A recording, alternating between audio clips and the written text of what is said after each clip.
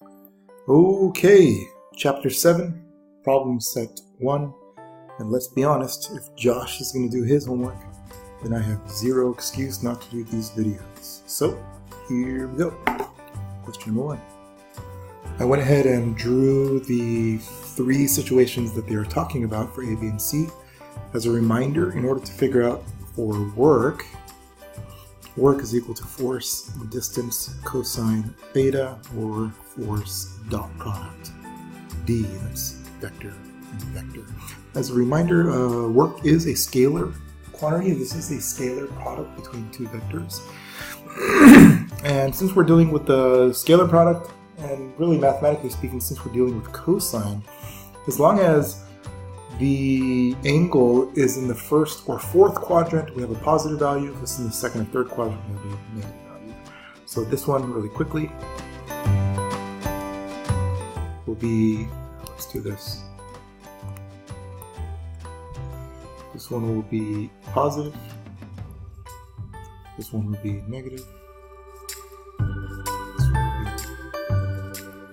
That's because the angle in between here is going to be greater than 90, less than 180, greater than 90, less than 180, and less than 90 is going to be positive, negative in terms of cosine theta.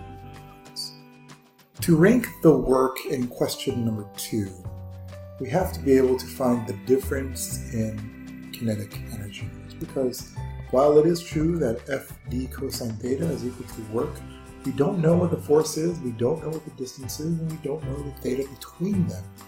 We only know the initial and the final velocity and the magnitude of work.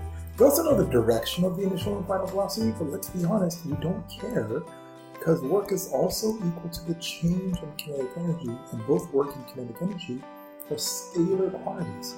We don't care what the direction of these values are. I only care about the overall change in kinetic energy regardless of dimension.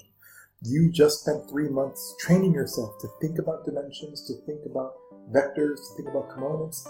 Now you have to untrain yourself and think only in scalar quantities when you were dealing with final energy and work quantities. So, since kinetic energy is simply 1/2 mv squared minus 1/2 mv naught squared. Sorry, I put initial and final here and put not here, but I think you guys understand that this should be final, and this should be initial. So we can see here that this would be 36 minus 25, 16 minus 9, and 4 minus 16. And I'm only dealing with velocities because since the masses are identical, the mass will be a non-issue when it comes to the size, the change of kinetic energy. 36 to 25 is the biggest change. This is a negative change, so we're going to go from A, B, C, most positive first. For question number 3, they're asking for the ranking of the kinetic energies. And again, they give it to you in vector component form, trying to fool the silly student, but you are not silly. You know that the kinetic energy only has to do with the magnitude of the velocity, and the magnitude of every single one of these is the same. 3, 4, 3, 4, 3, 4, 3, 4, 5, and 5. They all have a magnitude of 5 meters per second. I will pause here and say that technically speaking, they did not give you the units for any of these A through E quantities, so we don't actually know what the unit is. You can go ahead and assume that they're all the same. It's all 5, 5, 5, 5, and magnitude is meters per second. So all tie. This textbook.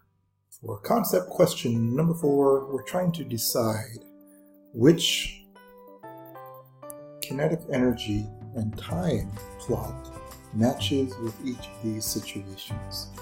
We have 2 forces acting in opposite directions in a single block. These are the only 2 forces acting on this block. They're called it out as a frictionless floor. So you can assume that normal force going up and gravity going down will be equal and opposite. So yes, 1 and 2 will dictate your net force. For the first one, in A, if F1 and F2 are the same, we'll either remain at constant velocity or we'll have zero velocity, which is really inclusive in saying that we have constant velocity. So if we have F1 is equal to F2, we're going to have a constant velocity. In other words, we're going to have a constant kinetic energy, and kinetic energy does not change over time. So we can say that's 2. If F1 is greater than F2, we'll go ahead and say that this is the positive direction, and this is the negative direction over here.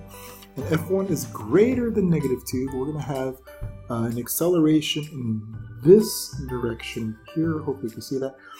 And that acceleration will be increasing.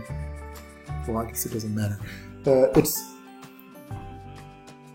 stated in the book that the block is already sliding to the right, which is a positive direction. So if F1 is greater, we're going to have first a decrease in kinetic energy, and then, and then at some point it's going to be a zero velocity. Excuse me. And then we're going to increase again. So definitely a decrease, and then here that should touch.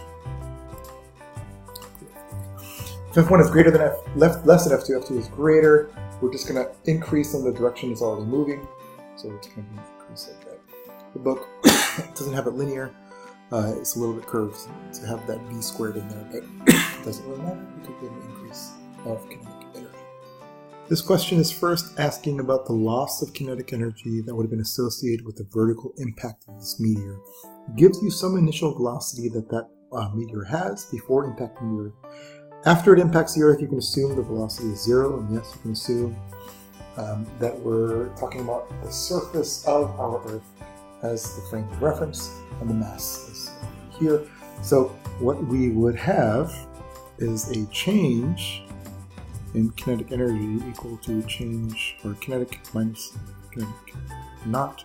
Since this is equal to 0, this will also be equal to 0, so that simplifies down to just negative k naught, which is equal to negative 1/2 mv naught squared. That negative is important. It is indicating that we have a release of energy from our meteor.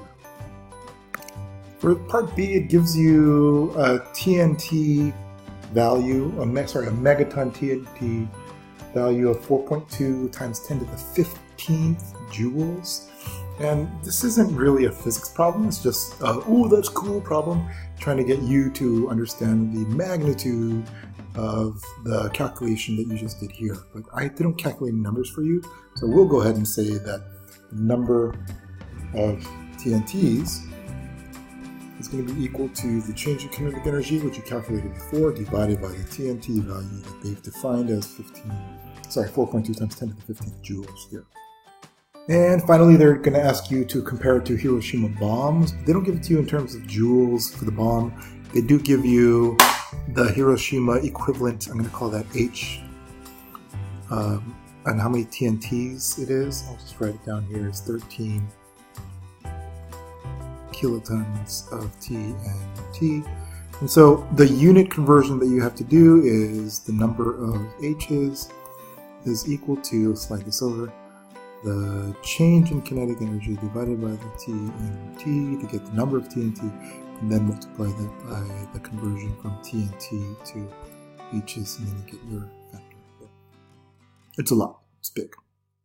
This one sounds an awful lot like an SAT problem, and when I do these, I like to just try to translate as literally as possible what's on the page to my formulas.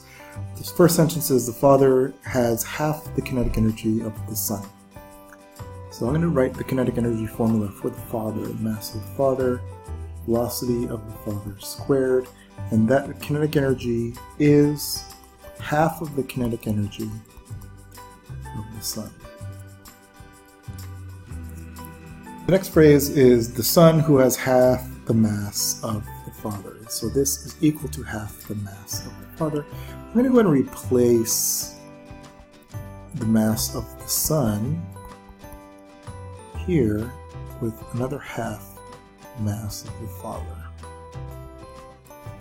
Then it gives us a whole new scenario and says the Father speeds up by 1 meter per second and then has the same kinetic energy as the Sun. So if we take the Father's kinetic energy but we increase the speed by 1. And forgive me here, I'm going to leave out my units. And this is simply a practical issue. There's a lot of algebra that's about to come, so I'm going to leave that unit off, and I don't want to mix up like my meters with my masses, for example. So forgive me. And then I'm going to say that that is equal to the kinetic energy of the sun, but this one needs to be rewritten. Well, it doesn't have to be, but I can want to rewrite it. As instead of the sun's mass, remember that's the same as half the mass of the Father. So now really we have two expressions, two variables, or three variables as far as I can count: the mass of the Father, the velocity of the Father, and the velocity of the Son. I'm going to simplify both, and in both situations we're going to lose the mass of the Father, and I'm just going to try to consolidate here. And now I have here two expressions with two variables, velocity of the Father and the velocity of the Son. And this feels solvable, doesn't it? Doesn't it? So after a little algebra fix here, I put 1/2 here because it's coming from here. I do some algebra, and I end up with this 2.41 meters per second or to negative 0.41 meters per second. We're going to choose the 2.41 meters per second because the other one does not make any sense. For this problem again, they give you a mass of a canister, force of magnitude of 5 newtons, and a velocity, and an initial velocity and a final velocity. You'll note that the initial velocity is in the x direction, final velocity is in the y direction. If you are paying attention in question number 2, the direction in the x or y direction does not matter. So if we want to know how much work is done by this canister, and you're freaking out because you don't have the distance to multiply by this force, do not fret.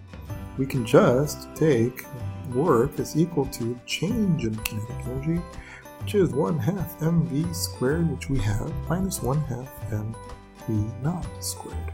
Done. For this one, we have a known mass of 3 kilograms, a constant force that is horizontal, acting in the positive direction along the x-axis, and then we have a graph. This is a position graph, and they give you the position at various times. They ask for the work done between t equals 0 and t equals 2.0, so t equals 2 seconds in that situation.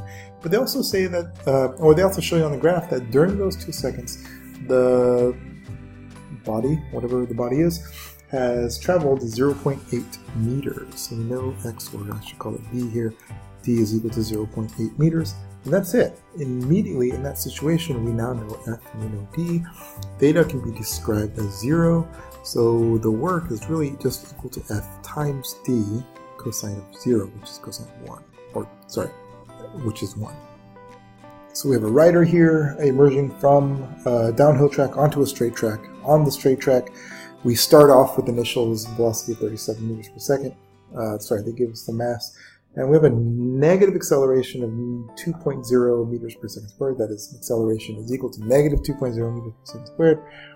And the first question they ask is the magnitude F is required for the force. And this is simple. That is simply going to be the mass times the acceleration that we do. We can assume that the force that they are referring to is the only force at play in the horizontal direction.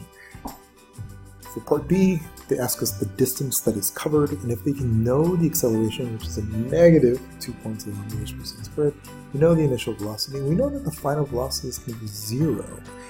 And they ask for the distance that is covering the 2 points. We can use this expression here. V squared is equal to V naught squared plus 2ax for that distance that we cover. And remember, since v is 0, we can simply say negative v, let's do this, v naught squared is equal to negative 2ax. And so the position would be negative v naught squared divided by 2 times a. Part C, we take a stepwise here. We now know the distance, we've known the force from the beginning. We take part A and B together, and we multiply them F times D to get the work done by that force. Part D and F, they ask for the same scenarios, same numbers, except a different scenario where we slow down to not 0, we slow down to 4 meters per second from 37. 4 meters per second would not change the first one. This would be the same as previous. For part E, this would change because my initial or final velocity is not 0. The distance will be smaller, and we have to take this one into account. We essentially have to add x equals x equals v squared minus v naught squared divided by 2. And this last part, if I were to distinguish this x from this one, then we can multiply the new work from this one is equal to force times x1. And this should actually be x, not that one here. See you next time.